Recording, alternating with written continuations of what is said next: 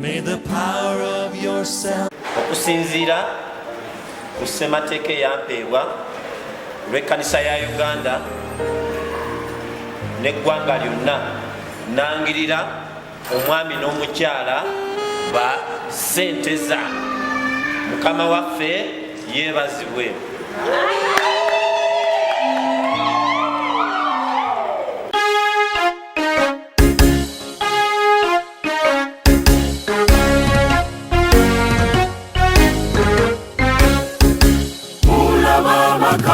Tukuvulero Katonda yennyini akola maka yebaza omusajja mutulo tuki namulondera omubezi amusaanira amaka amatukuvu omwami ne mukyala we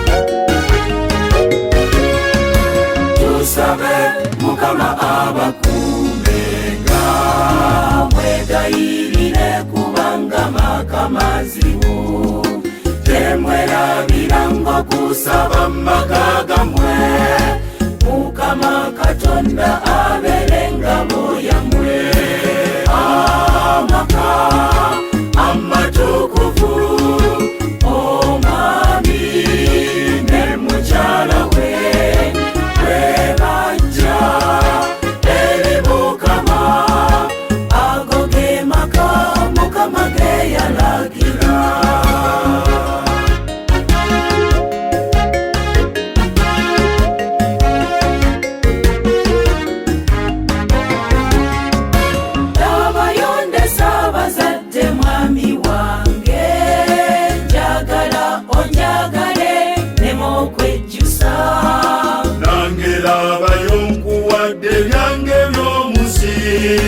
Olompulira nange nja kukwagala.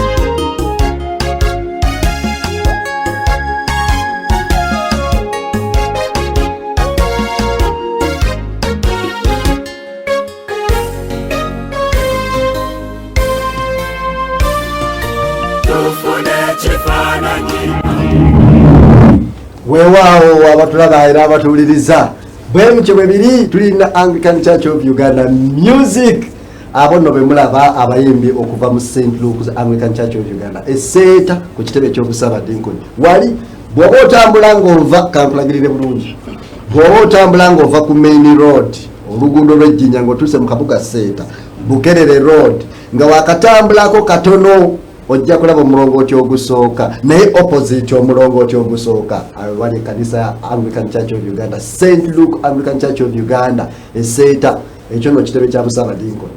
Nkujjukiza nti tuli mu week Reverend Emmanuel Rutaya week ziri 3 week Reverend Emmanuel Rutaya week Reverend Elisa Mayanja week Reverend Mere Woma. Dukira nti Reverend Mere Woma ne Reverend Esmond Serunjoji ne Mubuliizi Mweyo Henry tubeera nabo wano mu wiiki eyo. Leero Reverend Emmanuel Rutaya kiba kintambuli. Nkujjukiza nti Reverend Emmanuel Rutaya twali naye ku Lwokubiri olunaku lw'Omande twalina Mubuliizi Christopher Lukabwe Jo twabadde ne Peter Mayanja leero tuline vibrant Anglican vibrant choir n'olwekyo ekiseera kino nkujjukiza nti leero tuli mu kigambo kya kuyimba mu ngeri ya Anglican tuli mu Anglican music era bagenda kutuyizaamu ne programs zaabwe zonna nkujjukiza nti nze presenter wo mu lulimi olwaffe Oluganda amanyiddwa nga omwanjuzi wa programu eno Herbert Kasule Omubuliizi okuva mu Katwe Matters Church mu busumba bwennyini bwa Katwe Matters mu busabadinkoni obw'Emmengo mu bulabizi obw'Ennamirembe sebo mukadde wange Venerable John Gita Kavuma nkulamusizza nnyo weebale nnyo weebalire ddala emirimu egy'ettendo gy'otukolera Mukama akuwa omukisa twebaza Oweekitiibwa Dr. Gastarule aka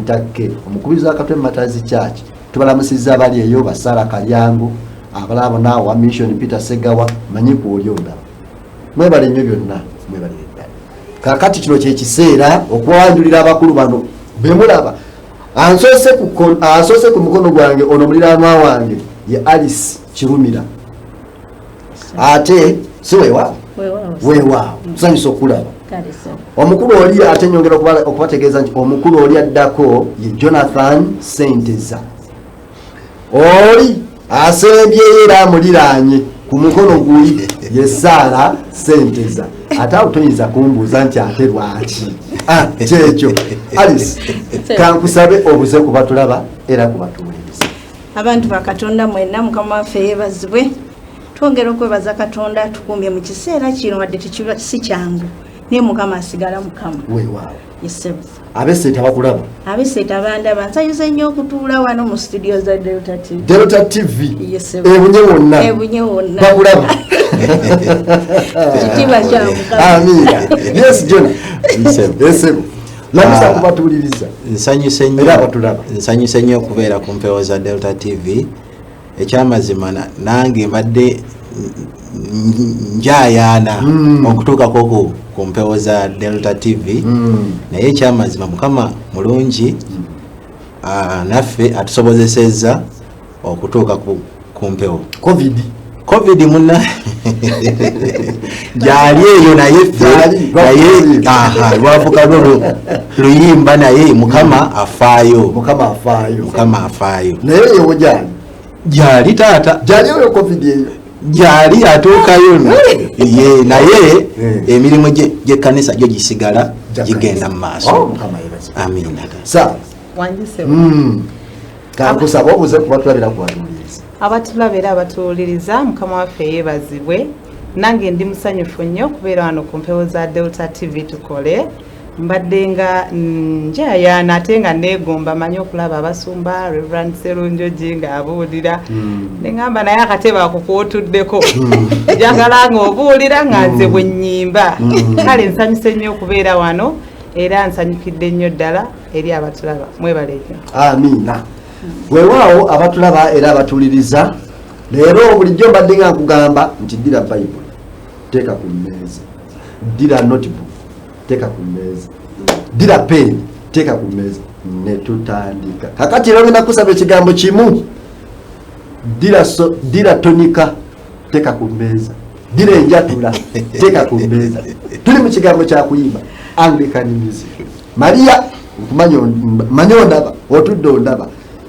nja kukyaza wano mu ngeri y'emu Mukama wange mubeezi waffe n'olwekyo bassebo ne bannyabo kakati Alice kansooke ne Alice kiki kyofunye mu bulamu bwo obw'omwoyo okuyimba okwenyumirizaamu kiggwe ng'omwana w'omuntu sebo neyanziza nzaani nange kwegamba kibadde kisa natandika okuyimba nga ndi mwana muto eseetaawo ngenze enkula era bamanyidde mu kuyimba nakubuulira njiri Mukama atuwadde ekisa ampadde ekisa nina omwami nina abaana omwami mwami Kirumira muganda wange Kirumira kakati nkuze mu kubuulira enjiri Mukama azza nkulembera mu bisoomooza byonna ebibaawo mu bulamu ojjayo ekitabo n'oyimba ogenda okulaba nga omuyaga gukoze eki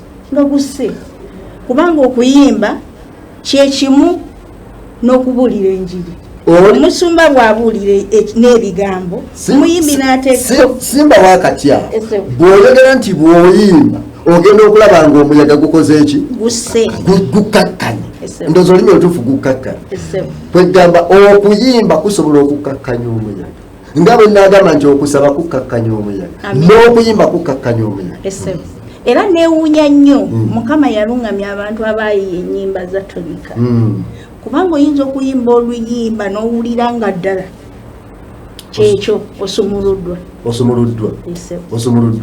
okunyimbiramu kapera? Osobola. Oyogera nsobola. Mukama yeebazibwe. Senteza wangi taata tuli mu kuyimba ye taata St. Luke tulaba okola omulimu gwa ttendo. Omulimu gwa ttendo abatulabera abatuliriza akayimba akasoose ono ye mukulu Senteza oli mukyala Saala. Oyinza okwebuuza nti ate beebani be bano Senteza wangi taata makulu ki agali mu kuyimba? Okuyimba kukola kutya ekirungo mu kusaba? taata okuyimba tulina abantu ab'enjawulo abajja mu makanisa gaffe naye abantu abamu ajja omubuulizi ayinza okubuulira n'ebigambo naye omuyimbi n'ayimba. Oli eri atawulidde bigambo n'awulira nga omutima gwe gukakkanye nga abayimbi tuyimbye.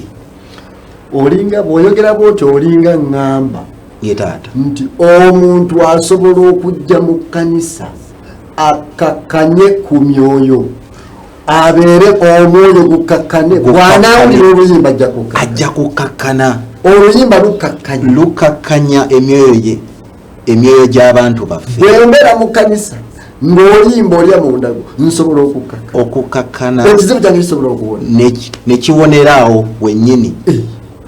Mukama nga mulungi ge maanyi agali mu kitabo kyaffe ekyo eky'okuyimba ye taata. Mukama yebaze. Amiina taata. Mukama yebaze. Amiina taata. Yes sir. Wanjise Mukama yebaze. Amiina sebo. Mukama mulungi ekiseera kyonna. Mukama afuga asigala mulungi emirembe gyonna. Amiina. Amiina. Bwe nkugamba leero mu lugendo olw'obukristaayo kiki weenyumiriza kuyimba gwe ng'obuweereza Katonda bw'akuyitidde mu kkanisa ng'obukristaayo? Kati bwe njogera ku kigambo ky'okuyimba nze ndaba kinene eri obulamu bwange okusooka kubanga okuva obutongeera mukyala Kirumira bw'agambye nze nkuza nnyimba. Watandika ddi okuyimba? Nali mu nursery. Notandika okuyimba? Nendandika okuyimba ku St. Peter's Rugazi. Oyimba mu ssomero oyimba mu kkanisa? Byonna nga nze nyimba mu kkanisa ne mu Sunday school. Onsaagisa. Ng'oyimba ddoboozi ki? Saabitegeera ebiseera ebyo nze nga nnyimba buyimbi. Ng'oyimba buyimbi? Luvannyuma nnyo ogenda okula n'olyoka ogamba nti nandibanga nnyimba eddoboozi bwe riti naye nga nateranga okuyimba era ndowooza aga bulijjo ag'abakyala. Soprano bwe nakulanga ne kigejjagejjamu ne kifuukamu ki alto ate nenzirayo mu soprano. Naye kikye ngamba nti mu lugendo luno olw'obukristaayo ekigambo kuyimba kintu kikulu nnyo. Osobola okubeera awo nga ebigambo ng'omubuulizi we yandibyogedde ng'oba oli awo tobimulungudde bulungi si lwakuba omubuulizi tabuulidde bulungi naye gwe ng'olinga ng'agamba oba mbadde nkyabulamuko kaakati oluyimba ne lutandika okujjira bisooka bigambo nti Yesu musumba wange n'ogamba Yesu musumba wange n'ogenda ng'oyongerezaako tyuni n'etandika okujja. Ebiseera ebisinga abakristaayo baffe ye ne bw'aba tamanyi tyuni ye kasita ayimbamu ebigambo bye nga bisatu ekyo kimumala okukkakkana. Kati luno olugendo lwaffe olw'obukristaayo okulutambuliza ku kuyimba kintu kikulu nnyo. Nze mbifunyeemu nnyo n'omwami wange namusanga mu kuyimba era ne ŋŋamba ye Mukama namusanga mu kuyimba mwali mu kwaya nga muli mu nteba oli yali eri ewaabwe eja eja nga buli muntu ali ku lulwe mu kuyimba kakati ne tugamba omuyimbi anaabeera ate ekyokulabirako ne tugamba kale kati ekyo kyokka nze kunze kyandeetera okulaba nga olugendo lw'entambula lulungi era ne kimpa essuubi nti nsobola okubuulira mu bannange abo abaliyo osobola obeera nga gy'oli ng'olina akanno ke weegombye naye ate oba oyagala okuyimba kitegeeza ebintu bijjeeyo bikube kuki ku mmeeza abantu babasabire mutambule mu lugendo lwammwe olw'obukristaayo mu butuukirivu. Oluyimba lukyusiza lutya obulamu bw'obwongo okusinziira bwe wali nakati bw'oli? Oluyimba okukyusa obulamu bwange mu biseera byaffe eby'obuwala bangi nnyo mwabeerako abawala ng'osobola okgendako mu kilaabu naye nga mu kilaabu ekikututteyo oluusi kuzina n'ogenda kati nze ebyankooyanga byebintu ebyokunnyimbisa gundi nayimba nakutera wakazindalo naawe yimba neŋŋamba nalozaako ko ku kkanisa kati kitegeeza wano weewali omulamwa kubanga byo ebyaffe ebyekkanisa tebiriyo ebyo mbuyimbayimbamu waako audience ekole ki eyimbe otambuliramu mwolwo olugero ate it is a story of life. Ebiseera ebisinga biba bigambo nga bya ssuubi nga bikugumya kati nze nafiirwa bazadde bange nga nkyali muto singa tekwali kwesiba nnyo mu lugendo luno olw'okuyimba olw'ekkanisa osanga nandibadde nange siriiwo wano nandibadde neekubagiza naye buli we nawuliranga nti erinnya lya Yesu ddungi ne ŋŋamba Mukama ddala oli mulungi kati ng'ekyo ekyokwekubagiza ng'okijjawo mu kkanisa muno mulimu abasajja n'abakazi abayimirirawo okubeera abazadde b'abaamulekwa bwe baatuwambaatiranga ne ŋŋamba ate eri nnoonyaayo ki kuyimba era oyinza okwekanga ng'ensi temmanyi nnyo naye ng'esinze kuntegeera mu kuyimba kati kyekyo kyenkuzigira nti singa obeerako n'olugendo mu bukristaayo bw'oba mubulizi wa njiri n'ogamba bamanyidde wano bw'obeera omuyimbi bamanyidde wano ensi esinze kutegeera mu kuyimba webale nnyo n'olwayo olumu kuyimba oli kuntowooza Delta TV Mukama yeebazibwe. Jonathan wanyitaata wangambye nti yabadde Alice nti akapera okasobola bulungi wangambye nti okuyimba kukakkanya omuyaga Jonathan wangambye nti okuyimba kukakkanya omuyaga Sara aleese ekigambo era abadde atambulirawo ngawo obujuliro waliwo oluyimba luli kubanga bwe mwogedde muntanudde waliwo oluyimba nti ai Mukama kimutandika mutya ai Mukama jangu onyambe mumpe mukapera mumpe abatulaba nga batulaba bakakase kyemu kitundu kimu kimala ai Mukama jangu onyambe mumayengo g'ensero ekizikiza kunsi kingi siyinza kubanzeka tofayo nga tufa ffenna lwaki yewe base labayo tutidde ennyanja eno eyinza okutumira temutya mayengo namuyaga otyo mwemule ennyanja nebwenesikuka badayimoni n'abantu wadde kiki ennyanja teyinza kusaanyawo Mukama wayo eyakisawo byonna nze bifukamirira mugume bigondewe eddoboozi lyange mwetemutya Anglican Church of Uganda setting oyo ye music. Nyongera okubajjukiza nti ku mukono gwange guno ogulinanye ndine Alice Kirumira, wakati wali Jonathan Senteza, ate eri Sarah Senteza. Mkujjukiza tuli mu kuyimba. Tuli mu kuyimba. Jonathan, nsembayo naawe. Yes sir. Bwetuva bagenda kutu abatulabira batuliriza. Bagenda tugenda kusaba akayimba. Okuva producer waffe ateka akayimba ku screen abatulaba bongera okutegeera amakulu ga music. Naye akayimba bwe kavaako nkujjukiza ogenda kumbulira enteekateeka gy'olina mu lugendo lw'okuyimba. Teweerabira. Jonathan, mu kuyimba nga okuyimba kutani music olowooza lwaki abantu batandi olowooza mu ngeri omubengana lwaki mu kanisa ya Anglican Church of Uganda tutandika na kuyimba nga tuyingira olwaki kanisa zitandika na kuyimba? Taata, ensonga eyo tutandika n'okuyimba kubanga abakristaayo baffe bwe bajja mu kanisa baba beetaaga ekintu ekiba ekibasitula oba kale okuyimba okwo kubasitula ne beeteekateeka emyoyo gyabwe munda nga omusumba agenda okutandika olwedde nga omwoyo gw'omuntu gwayimusiddwa dda nga biri byonna byabaddeko abivuddeko ng'amatuuge maggule ag'omunda n'ag'okungulu. Yensonga lwaki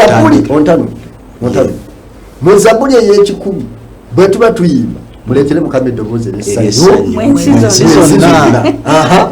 tujogere ne tunagiyimba muleetere Mukama eddoboozi ery'essanyu mu nsi zonna. Kale mugiyimbe producer atuwa olwiri mugiyimbe muleetere Mukama eddoboozi ery'essanyu awo muleetere Mukama eddoboozi ery'essanyu mu ensi zonna muweereze Mukama n'essanyu mujje tumasoke n'okuyimba.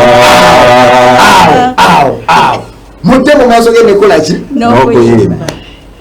Otanudde tekulengamba nti otanudde. Okwongerezaako ssebo Dawudi bwe yali awandiika Zabbuli yaziwandiikanga okusinziira ku mbeera gye yalingamu. Naye ekitabo kitugamba nti Dawudi omulangi bwe yasitukanga ennyo yakwatanga ntongooli n'akuba n'asanyuka mu maaso ga Katonda. Ontanudde. Tulaba mu kitabo kya Nnabbi Samwiri wali nga Sawulo emizimu gimulinnya nga gimwambadde bwe yayita Dawudi mutabani wa Yese n'amuwandiikira alandikira Yese ebbaluwa nti muweereza mutabani wajje mu lubiri bwe yakubanga bw'ate entongoli n'ayimba ng'emizimu gidduka. Mukama yeebazibwe. Amiina. Kasabe producer ate otuwa oluyimba ku screen awo tugende ate mu maaso. Yesu waali abooluganda ne bwe tubanga tuyita mu bizibu ebifaanana bitya yatusuubiza okutuyamba kubanga mwesigwa ne mu kigambo kye yatugamba nti ajja kutuyamba.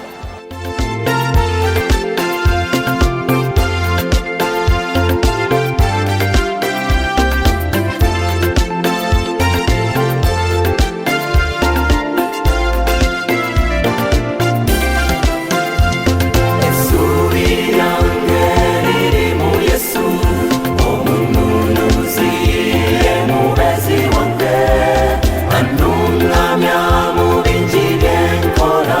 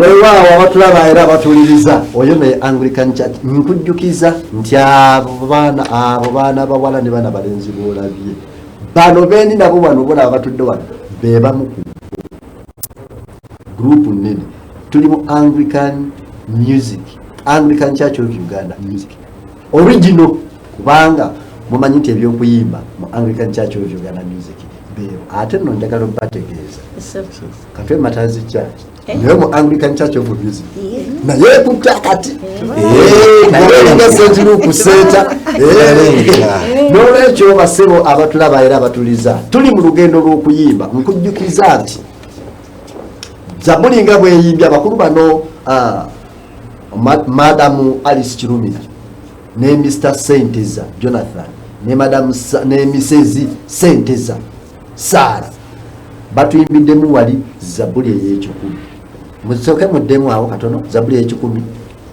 muzidemu muleetere Mukama eddoboozi ly'essanyu mwensi zonna muweereze Mukama n'essanyu mujje maaso ge n'okuyimba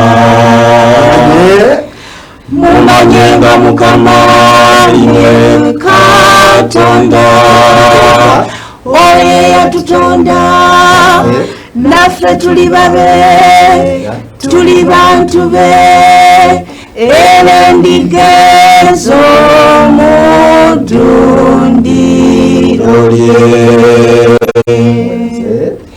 muweereze Mukama n'essanyu mujje maaso ge n'okuyimba ako kakembadde njagala ako mujje mu maaso ge n'okola ki Mukama yeebazibwe Mukama yeebazibwe mmwe ng'aba Anglican Church of Uganda akaseera kano kensigazaayo ngenda kubabuliza mu bino wammanga mmwe ng'abayimbi mulina nteekateeka ki Jona omuyimbi olina nteekateeka ki Tata omuyimbi nganze oba omuyimbi nga owa St. Luke mulina nteekateeka ki Tata tulina enteekateeka namutayiika kanjiyite na namutayiika kubanga nnene mu buweereza bwa Katonda. Mu buweereza buno tusikiriza abantu abalala okubuyingiramu. Twetaaga emijiji ino emitota taata ate naddala ewaffe ku St. Luke kubanga twagala abaana abo abato nabo baveeyo. Omanyi taata ennaku zino tulina challenge nti music waffe ono ow'ekitabo abaana bano abakula tebamwagala bulungi. Tebamwagala bulungi kyekyamazima sofaze ez'okusoma Jonathan bakulaba banda bata Jonathan nkakasa ekigambo ekyo taata munnange nkikakasa taata abaana abaana tebaagala nnyo music oyo tumubaagazisa naye n'abazadde nabo beetagane nabo otuyambako mu nsonga eno kubanga music ono mulungi era n'ennyimba ze bayimba ze bagamba nti zeza contemporary solfa notations boyogera contemporary tata contemporary kwegamba waliwo abantu abamu abagamba nti music owaabwe yetagwa mu solfa notations naye nga tewaliwo music yenna atagwa mu solfa notations kubanga era siru ne bwoyimba nti erinnya lya Yesu lirina amaanyi lirina solfa notations zaabwe. Bwe nalinga nnyimba oluyimba bwe nalinga edda yetaata nga nnyimba solo nakati nnyimba solfa naye nzijukira kwa Mastomu yalinga atutembe yatugambanga yimba music bwe yagambanga music ng'ategeeza solfa nawe kyotegeeza ekyo taata bwagamba nga ntimba music ye taata ng'ategeeza Watandika solofu nawe wonya bwendita genda mu maaso sente so taata kyekyo eyo yenteekateeka emu gye tugezaako okutambuza. Tulina enteekateeka ya choirs day taata. Choirs day naku z'omwezi mwenda naku z'omwezi nga 9 Sunday eno otese taata wadde nga embeera eno eya coronavirus egenda mu maaso naye ffe ng'abayimbi tekitugaana kutambuza nteekateeka zaffe naye nga tuzitambuza mu mbeera nti tetumenya ki mateeka. Tulina enteekateeka okola outreach naye nga tugenda okusabira abantu. Outreach eyo tweyawulamu abantu nga babiri ababiri ne bagenda ne basabira ne basabako koona n'abantu n'ababiri nabo ne bagenda awalala nga twewala omujjuzo. mugenda kukikola naye nga kiri mu kuyimba. Nga kiri mu kuyimba bwe kityo edda ab'emirembe gino bakyaliriko naye edda Christmas oba amazuukira be galinga gagenda okutuuka ekiro naye ekiro ng'enkera amazuukira twatambiranga maka g'abantu ekyo kituufu netugenda nga tuyimba nolusi netweyawulamu basatu ne bagenda eri bana ne bagenda eno netugenda tukyayira amaka bwe mutima mugenda okukikola bwe tugenda naffe ekyo taata naye okukikola bwegamba ono korona ate abayambi egamba abaza ku nnono atuddiza ddala ku nnono eri ey'okulambula abantu baffe. kwegamba kwaya Sande mugenda kubeera mu maka g'abantu nga mugenda mukyayira amaka g'abantu nga muyimba ennyimba ez'enjawulo pastoral work oyo naye nga tetumenya mateeka. Ako nga kalungi ye taata nga kalungi Mukama abateremu n'obwangu muyiyiza kansubire nti babalaba abose tababalaba batulaba tetugenda nga batulaba Mukama yebaza amina taata. Sente zabya Jonathan byabaddayo gamba kamuyambe obanyagala musela wakati yao neba asoko nakimulungula yakimazeeyo sebo naye Sara nzija wabuziza ekibuuzo nti lwaki tuyimba tutandika n'okuyimba kubanga ye Zabuli yatugambye tuli ku Zabuli ey'ekikumi abatulabira abatuuliriza mu kuyimba case study Psalm 100 abakulu bano bakuyimba era egamba nti mumanye nti Mukama ye Katonda oyo yatutonda va ku byoliko amaaso gateeke kuki ku Mukama kubanga tugenda maaso gani omumanye nti ye Katonda eyatutonda era atubeererawo mu buli mbeera ki yonna. Kati ne Zabuli eri eyanamu 2 Dawudi yali agamba nti nakugulumizanga Mukama n'atugamba nti mujje tuteese ffembi olwo tujja maaso gani kwegamba yonna Mukama w'omugambira nti nzuuno maaso go nzuuno omuzaanawo abaawo. Ensonga lwaki tutandika n'okuyimba era edda nzijjukira lwakuba ennaku zino Mubuliizi simanyi oba kyadiba oba kitya twabeeranga ku Wankakyeri twayimbanga responses abantu bonna nolaba nga beetegese saawa yaki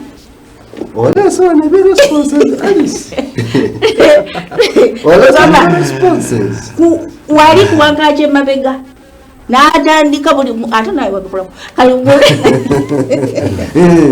nolaba nga buli omu kyabaddeko akola ki oba kubuuza ku mulala kitegeeza tuli maaso gani ga Mukama nti okuyimba kukuteekateeka okutuusa mu maaso ga Mukama. Bwe twayimbanga responses wali nga tuli mu maaso responses mwazawulangamu emirundi ebiri waliwo ezisooka n'ezokubiri. Ai Mukama otwasamye emimwa gyaffe akamwa kaffe ne kalyoka koogera amateego. Ai Mukama yangu okutulokola, ai Mukama yanguwa okutulokola.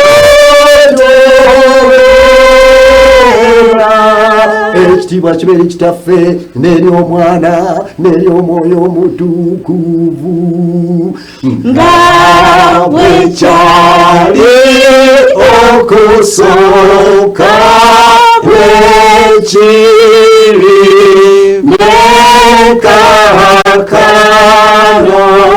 bwekiriba emirembe n'emirembe. Amina. Nayitayo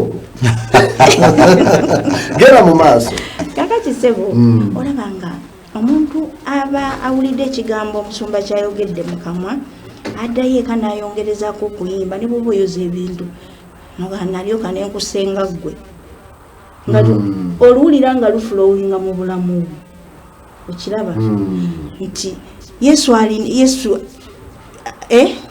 Yesu byonna abimanyi ebyange nalyoka nenkusenga ggwe ekitundu kimu nalyoka nenkusenga ggwe omulokozi Katonda kyenvudde nsanyuka nyiri nenjatula bwensanyuse sanyuse Yesu yanazako ebibi yanjagaza byayagala ansanyusa ennaku zonna sanyuse Yesu yanazako ebibi. awo woolya wendi nosanyuka ebintu nebitambula ne bwoba tolina kyakulya ogamba Mukama afaayo Yesu byonna abimanyi ebyange. Oluyimba n'owulira nga lukola omulimu muki mu bulamu bwo okwo kwe kuyimba. Era twebaza taata Saba omulabirizi w'emukono olw'okuteekawo olunaku olwo olw'abayimbi kati olwamwenda omwezi Sande ejja nti buli muyimbi yenna gyali osigala oli muyimbi. Kolawo ekiraga nti oli muki muyimbi osobola okunganya abaana bo mu nyumba nogaa leero tulina kuyimba buyimbi okiraba nti era ffe twebaza nnyo abasumba baffe kubanga batwala ekigambo ekikwatagana n'omuyimbi obukulembeze bwonna obw'ekkanisa bataata abakubiriza okuva mu service esooka worship team service eyokubiri Anglican vibrant service eyokusatu kugamba Christian life. Omukubiriza wa muwe yalinga omukubiriza owaffe yasinga owaffe wano ow'ekitiibwa Dr. Gasta Lule Ntake ye sponsor wa program ye sponsor wa program yasinga nenda mugonga yatukula bulungi nnyo mukono getesetizi omukubiriza w'ekatu Dr. Gasta bulungi nnyo twanywa ow'ekitiibwa ssebo bakulamusizza weebale nnyo weebalire ddala amakulu amin weewaawo naye nowaffe fe obukulembeze bw'esse tekikwata ku bayimbi mukubiriza wo yani wesi mwami Musaasize Paulo oli mutabani wa Kaloni Tubongo gweyogera ngoyo original mwana no bafaayo nnyo kati kwaya zino zirina obukulembeze kwaya coordinator yani kwaya coordinator bamuyita omukyala Winnie Kaija okay ya coordinatinga kwaya zonna esatu okay ati waliyo mwami kamyuka oyo mwami kamyuka ye chairman wa Vibrant Choir eno eyo Esebo. yasingira ddala tukolamu omulimu tukozeemu omulimu atukoze bulungi nnyo babakozeemu omulimu nnyo. Omanyi luli emirembe giri abayimbi nga tubeereri nga twenakuwaza nze nzaani nange nza ani amanyi naye bano batunoonya tasobeera ng'oyambadde ekitiibwa kiri eky'okuyimba bakunoonya muyimbi alwadde ekkanisa esitukiramu omuyimbi atuuseeko kino ekkanisa esitukiramu kwegamba naffe ne tugulumiza Katonda nga tuli mu ssanyu kubanga tulina abantu abakola ki abatubudaabuda abantu bakatonda tubeebaza olw'okulabirira abayimbi bonna mwami entake bali wano bakuwano kamala kakati sebo tweyanziza buli muntu yenna asituka okuyamba omuyimbi mukama muwomukisa oluge muteeseteese ng'ennaku z'omwezi 9 olwogerako ki ennaku z'omwezi 9 singa kibadde nga luli kubanga manyi kyekikutte omubabiro kati singa kibadde nga luli nti amakanisa magule buli kanisa oba ya busumba oba yeri wansi oba kuba kuyimba abayimbi be babeera mu control kakati ffe bwe twatula ne tugamba tukikoze kya kubanga amakanisa si magule naye tulina okusigala ng'omumuli Katonda asigala Katonda Saabalabizi abadaga wadde oli mu ddiiro lyo Katonda asigala ani okusaba ko tekwaggalibwawo wadde tetukuŋŋaana wamu kati ne tugamba tukole tutya ababiri mugendeeko wali abasatu mugendeeko wali kwegaye enteekateeka eyo era tusigale nga tukyatambuza obuweereza bwaffe obwaki obw'abayimbi. Saara wangisewo ng'oggyeko ennaku z'omwezi 9 nteekateeka ki gye wandibadde olina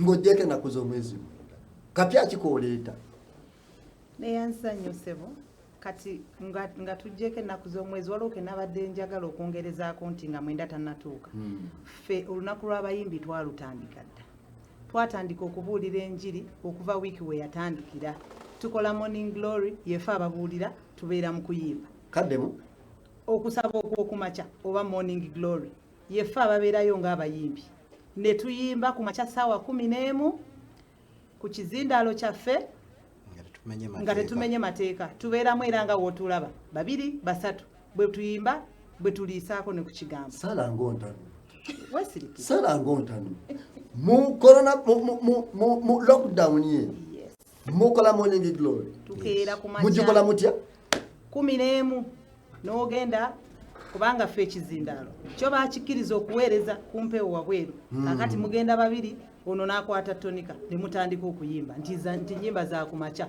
ne muzimba enkya bw'onoozuukukanga ne tujjukiza abantu okukola ki okuzuukuka ne tubaliisaayo awo ekigambo ne tumala ne tusaba ne tulinda ku lankyawa ne tubongera essaawa emu ne tulinda olw'eggulo nga bannyuka ssaawa 12 era ne tubawa kubanga wiiki yonna y'abayimbi nga bamukola ekyo tetulinda kuwera kubanga gavumenti tekkiriza bintu byakubeera nga tuli bangi weewaawo kabatuweyo akayimba kansabe producer waffe atuweyo akayimba tugenda kwongereza kawo weekubire ku Delta TV tukomawo anti kakati tugituuse kati nze kinjagala ssente etandikirawa lindako soko Rosi rusalusalu.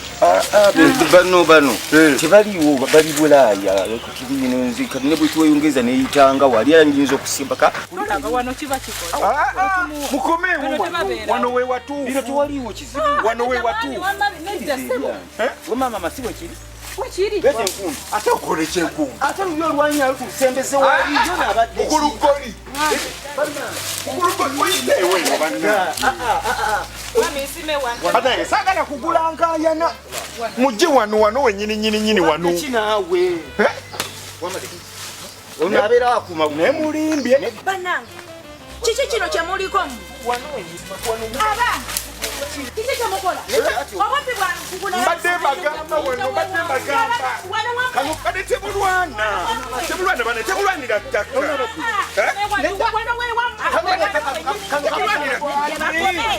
netoluwanyi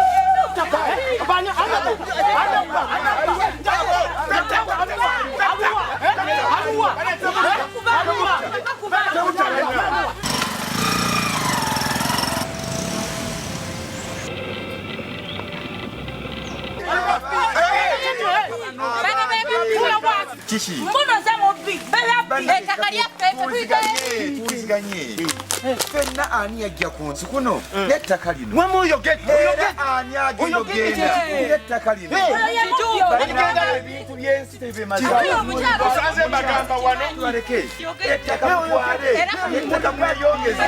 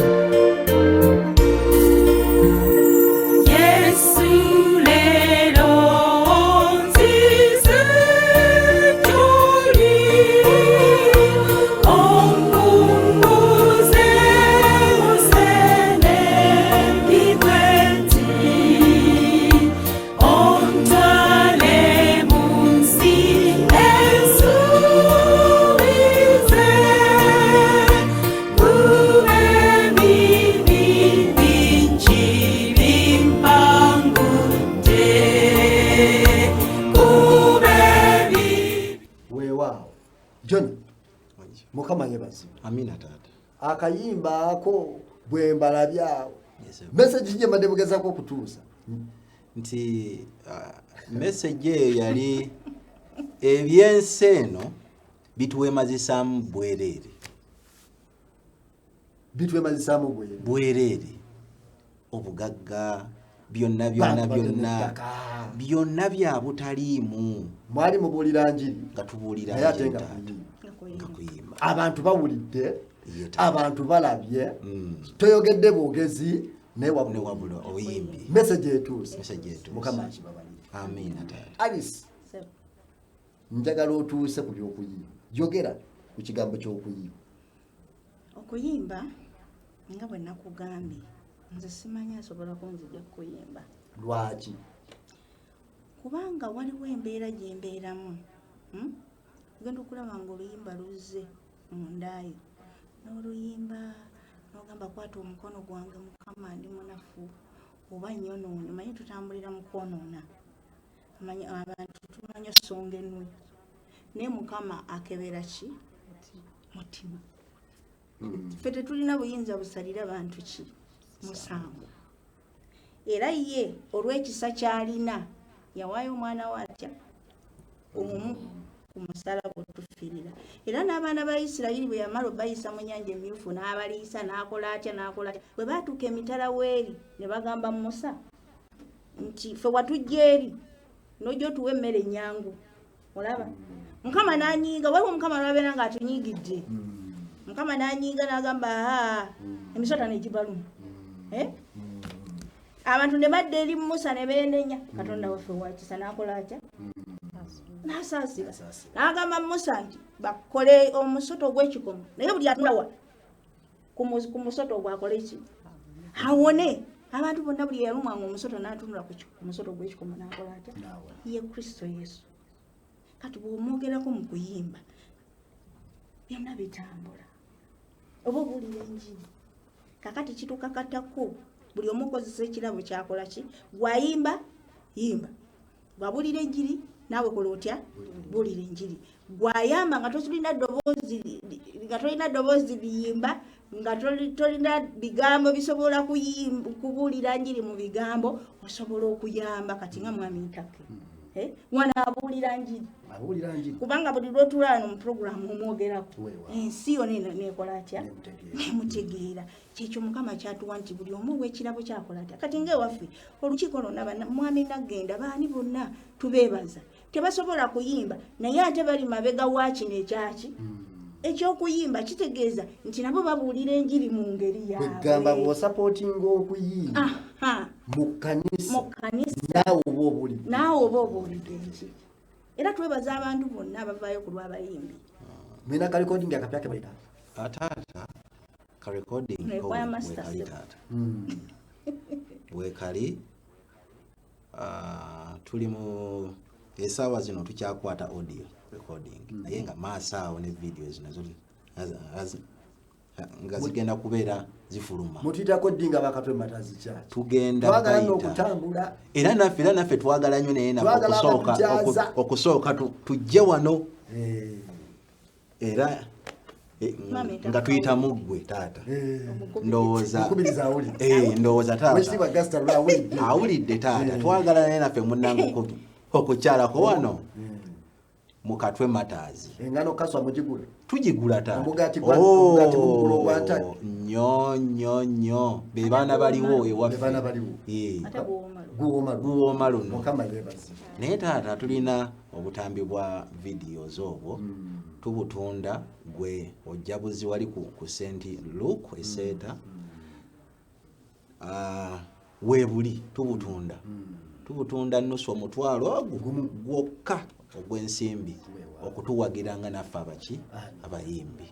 Taata Alice lwaki totumira sebo okusookera ddala ntumira Ssaabadinkoni w'ekifo kyaffe omwami Mpagi Ssaabadinkoni yaddira Reverend Kagodo Reverend Kagodo yaddira Reverend ani Kityo Reverend Kyokozi yaddira Venerable Waswaterekera batumire kati tubeebaza omusumba waffe n'omubuulizi balungi nnyo gye tuli kubanga bwe tugenda gye bali baggula omulyango ne tutumira olukiiko lwa Vibrant bamemba ba Vibrant mwenna tetuzitoogedde mannya omwami wange abaana bange n'abakristaayo mwenna Mukama abawa omukisa. Amiina.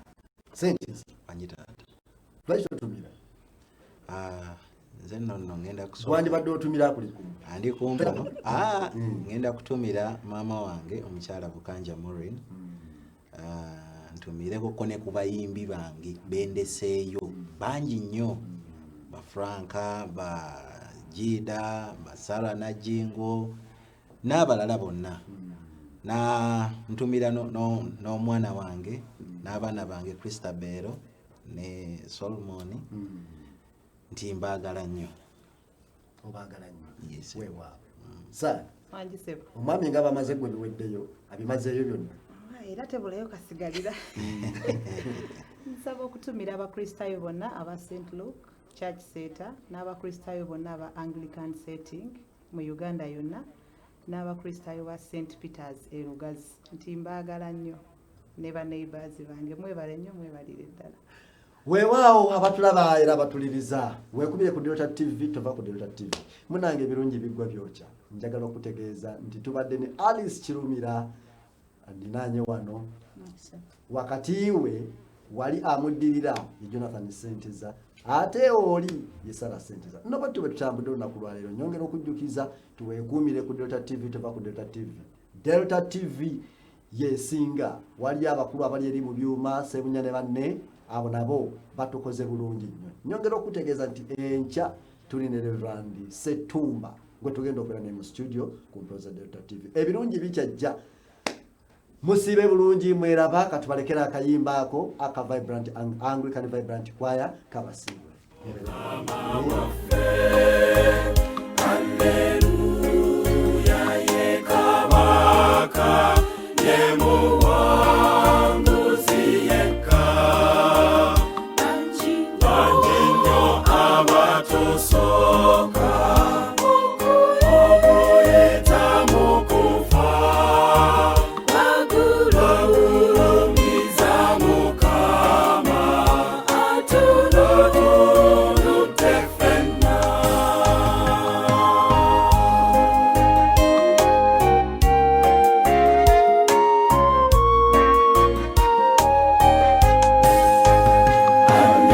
Hallelujah ye chika as we bow in adoration and stand in reverent awe. So your majesty and glory